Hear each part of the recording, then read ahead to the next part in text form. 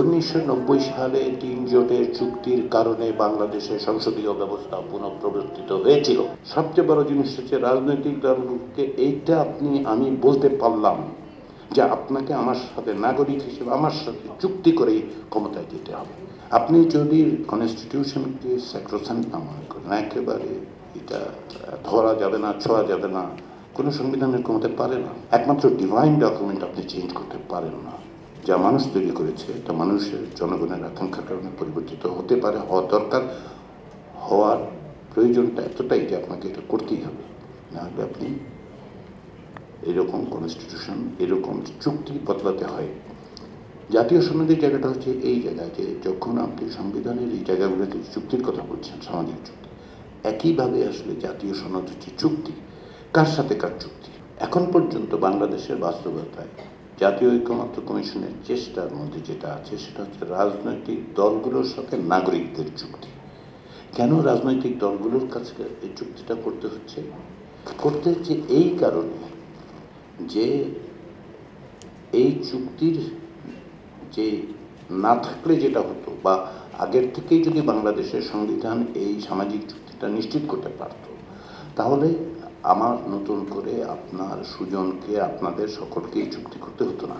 যদি না বাংলাদেশের সংবিধান এই ব্যবস্থা করত যে আসলে সংবিধানের মধ্যে এমন ব্যবস্থা করা হয়েছে যে আপনার বিচার বিভাগের কোনো স্বাধীনতা নাই। অনুচ্ছেদ 115, 116 দেখুন, বলা হচ্ছে প্রধান বিচারপতি সেটা আলাপক্ষণের অধস্তন আদালতে নিয়োগ দেওয়া হবে, কিন্তু অন্যত্র অনুচ্ছেদ 48(3) প্রধানমন্ত্রীর কথা ছাড়া কিছুই করতে পারবেন না কেউ। তো এখন যদি এগুলি থাকতো তাহলে এই নতুন সনদের প্রয়োজন হতো না। এই সনদটার প্রয়োজন দেখা দিচ্ছে ওই জায়গায়। এর মধ্যে আপনার কতটা অ্যাচিভ করতে পারবো আমরা জাতীয় ঐক্যমত্য কমিশনের কথা বলছি না আমি। জাতীয় ঐক্যমত্য বাংলাদেশের নাগরিকরা, হ্যাঁ, বাংলাদেশের নাগরিকরা কতটা অর্জন করতে পারবেন সেটা নির্ভর করবে, সবটাকে অর্জন করার জন্য সেটা নির্ভর করবে হচ্ছে নাগরিক সমাজে কতদূর পর্যন্ত রাজনৈতিক দলগুলোকে জবাবদিহিতার মধ্যে আনতে পারছে। রাজনৈতিক দলগুলোর বাধ্যবাধকতা থাকা উচিত যে রাষ্ট্রের দায়িত্বে থাকার সময় তারা এগুলোকে সংবিধানে অন্তর্ভুক্ত করবেন, এটাই প্রত্যাশা। ফলে আজকে আমরা যে কথাগুলো বলছি, সুজন বলছেন, জাতীয় ঐক্যমত্য কমিশন বলছেন, অনেকে হতাশা প্রকাশ করেছেন। আমি একটু পেরিনিয়ালি অপটিমিস্ট লোক।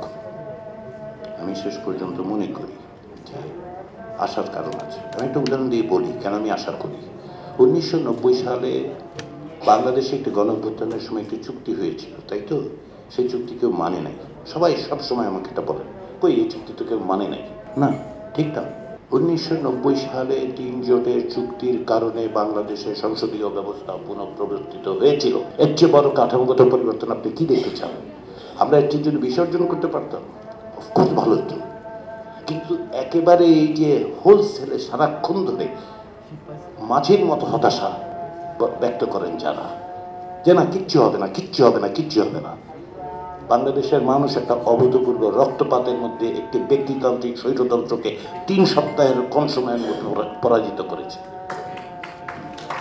এত হতাশ হচ্ছেন কেন? এতটা হতাশার প্রয়োজনটা কি? 16 বছরের লড়াই সংগ্রাম সেগুলি কি একেবারেই ভেইন? এতটাই হতাশ হতে হবে আমাদেরকে? যে রক্তের উপর পাড়া দিয়ে, যে রক্তের উপর দাঁড়িয়ে আমি আপনার কথা বলতে পারছি, সেটা কি হতাশা?